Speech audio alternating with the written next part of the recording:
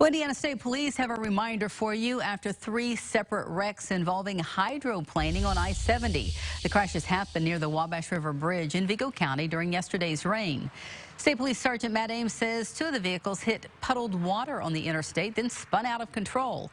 Ames says when driving in the rain, there are some things to simply remember.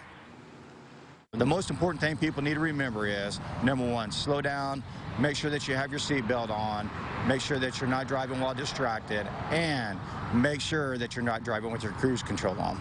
And one person was hurt in one of those 3 wrecks yesterday, but their injuries were not life-threatening.